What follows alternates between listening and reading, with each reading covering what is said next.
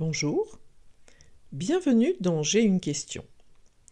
Ici, on ne cherche pas de réponse toute faite, on prend le temps de questionner, ensemble. Si tu le veux, avant de continuer, prends une lente inspiration et une longue expiration, juste pour être là. Nous vivons une période de bouleversement profond. Certains parlent d'un changement de civilisation. Beaucoup de repères disparaissent. Ce que nous traversons peut désorienter, peut inquiéter ou nous éveiller. Avoir une question n'est pas une faiblesse, c'est souvent un signe de lucidité et parfois le début du chemin. Souviens-toi que je ne détiens aucune vérité.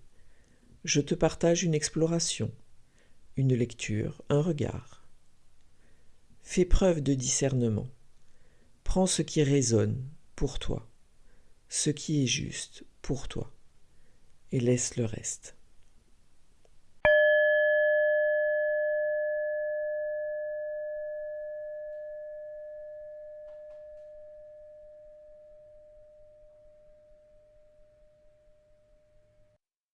La question que je te pose aujourd'hui est la suivante. Je trouve quelque chose sur ma route qui a une grande valeur. Comment savoir si c'est un cadeau de l'univers ou non ?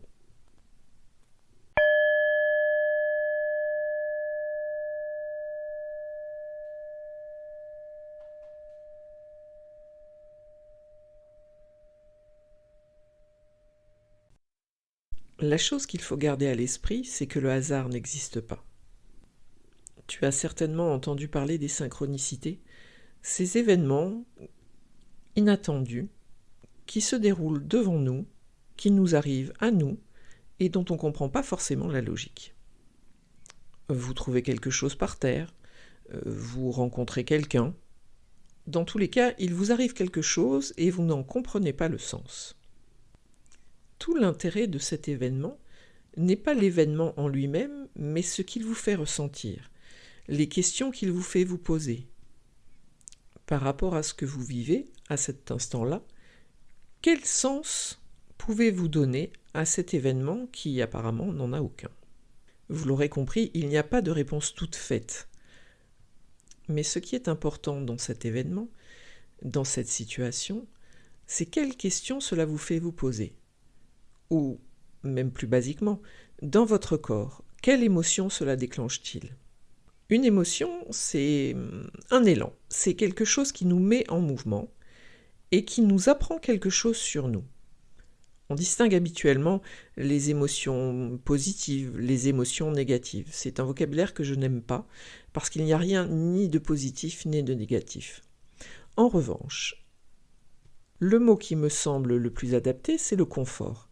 Est-ce que l'émotion qui vous traverse est confortable, ou est-ce qu'elle est inconfortable ? Si elle est confortable, c'est que ce qui est en train de se passer répond à vos valeurs ou à vos besoins. Il n'y a donc pas lieu d'analyser outre mesure, mais simplement de profiter de la situation, d'en savourer chaque instant. Par exemple, lorsque vous rencontrez quelqu'un et que cette personne vous fait ressentir des choses agréables. À l'inverse, lorsque la situation vous fait vivre quelque chose d'inconfortable, là, à ce moment-là, il est question de voir ce qui est si inconfortable pour vous. Cela peut signifier tout d'abord qu'un de vos besoins n'est pas satisfait. Besoin de prendre du temps pour soi, besoin d'être reconnu, besoin d'être aimé, il y en a des milliers. Cela peut être aussi un conflit de valeurs. Je vous prends un exemple très simple. Vous trouvez quelque chose par terre dans la rue en vous promenant. Un portefeuille, un billet de banque, un bijou, peu importe. Certaines personnes ne vont même pas réfléchir, vont prendre l'objet, le mettre dans leur poche et passer à autre chose. D'autres personnes vont l'amener à un commissariat ou peu importe l'endroit où on peut déposer les objets trouvés. Et puis il y aura ceux qui vont se poser la question, est-ce que je garde l'objet ou pas ? À nouveau, je n'ai pas de réponse toute faite à cette question-là, mais si vous vous posez la question, c'est que cela vient vous chercher, c'est que cela vous interroge. Et là, je peux vous aider. Prenez le temps quelques instants de voir ce qui vous dérange. On vous a certainement indiqué que prendre quelque chose qui ne vous appartient pas, c'est du vol. Ou alors vous jetez un regard alentour pour vérifier que personne ne vous voit. Ou alors vous vous posez parfois la question de dire « et si ça m'arrivait à moi ? Si j'avais perdu cet objet, est-ce que j'apprécierais que quelqu'un me le rende ? Dans quel état de stress cela me mettrait-il » Autrement dit, cet inconfort est lié à quelque chose que vous vous dites, à un conflit entre des valeurs qu'on vous a inculquées et la situation telle que vous la vivez. C'est précisément la raison pour laquelle je ne peux pas vous donner de réponse à votre question. Devez-vous garder l'objet ? Devez-vous rendre l'objet ? Devez-vous le déposer dans un commissariat, s'agissant par exemple d'un portefeuille ? Il n'y a pas de réponse toute faite à cette question. Une fois que vous avez identifié la valeur qui vient rendre si inconfortable cette situation, vous trouverez la réponse qui est la vôtre et vous ferez ce qui est le plus juste pour vous. Savoir si c'est juste pour nous ou pas, là encore, je vous renvoie à votre corps. Comment ressentez-vous la décision que vous avez prise ? Est-elle confortable ou il y a encore source d'inconfort ? La seule boussole, c'est là le seul aiguillon que vous pouvez utiliser pour savoir si ce que vous faites est juste ou non pour vous. Parce que, évidemment, chacun aura une réponse différente à cette question-là et il n'y a pas d'absolu. Donc non seulement il n'y a pas de réponse toute faite à cette question, mais il n'y a pas d'urgence non plus à y répondre. Prenez le temps de ressentir, prenez le temps de réfléchir, prenez le temps d'identifier ce qui vous fait vous sentir si mal que ça. C'est là que vous aurez la réponse à votre question. Pour répondre à la question « Comment savoir si c'est un cadeau de l'univers ou non ?», il est dans tous les cas nécessaire de prendre du recul et de prendre du temps. Une situation agréable n'est pas toujours un cadeau de la vie.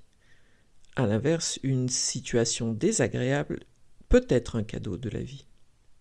La vie fait parfois des cadeaux mal emballés, mais c'est simplement l'occasion de faire le point avec soi, de retrouver un équilibre ou de tirer des leçons de ces épreuves que nous rencontrons, qui sont parfois si inconfortables qu'elles nous font nous remettre en question.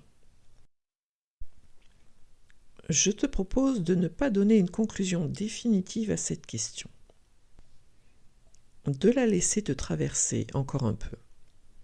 Tu n'as pas de réponse à donner aujourd'hui. Certaines questions travaillent mieux quand on les laisse vivre. Observe simplement ce que cette question fait en toi. Peut-être une émotion, peut-être une résistance, peut-être rien pour l'instant. Le moment venu, tu sauras. J'ai une question, et peut-être que toi aussi, et nous pouvons nous interroger ensemble. À bientôt.